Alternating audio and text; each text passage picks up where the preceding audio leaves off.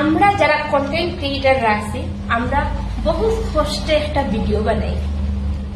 আমি জানি আমারও কষ্ট হয়, সবারও কষ্ট হয়, এটা আমি বুঝি।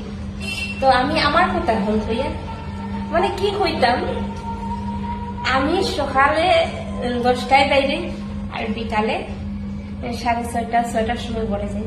তো আমি ঘরে থাকি প্রায় মানে বিকাল 6:30 থেকে পরের দিন সকাল 10টা পর্যন্ত। তো ঘরে ফ্যামিলি আছে, মা বাবু, তারপর আমার ছেলেমেয়েরা আছে।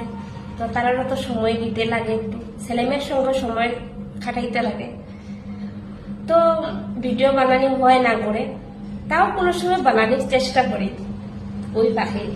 তখন কি হয়েছে, আমার ঘরটা হয়েছে একবারে মেন রোডের কিনারে।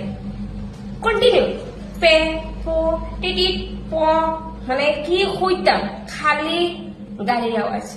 আর গাড়ির আওয়াজের মধ্যে তো ভিডিও বানানো যায় না। আরো তো মানে কি হইতাম, মানে মেন রোড তো গাড়ি সব সময় থাকে। তারপর আমি মনে করি আচ্ছা ঠিক আছে, ধরো পার্লারে গিয়া বানাইবো, এখানে তো পুরোটা দিনই থাকি, তো এখানে গিয়া বানাইবো। এখানেও এলে খাস থাকি, এর পাশেও আমি ভিডিও বানানোর চেষ্টা করি। তো কি হচ্ছে, ওই যে শুনটা নেই টিটিট মানে খুঁজা লাভ নেই, এখানে হসপিটালের কিনারো কন্টিনিউ টিটি টিটি প টিং টিং মানে কিতাব হইতা মানে একটা ভিডিও বানাইতে মানে পারি না পুরা।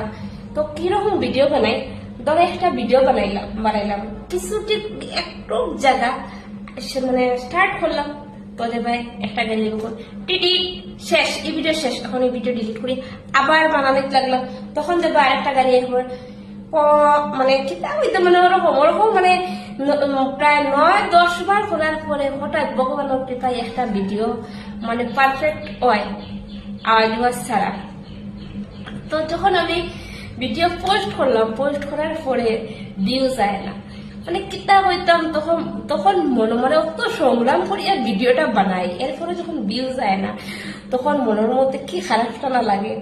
মানে কিতাব হইতাম মানে আমি বুঝাইলাম পারিলাম আমার মনের কথা, মানে খুব খারাপ লাগে যখন ভিউজ যায় না।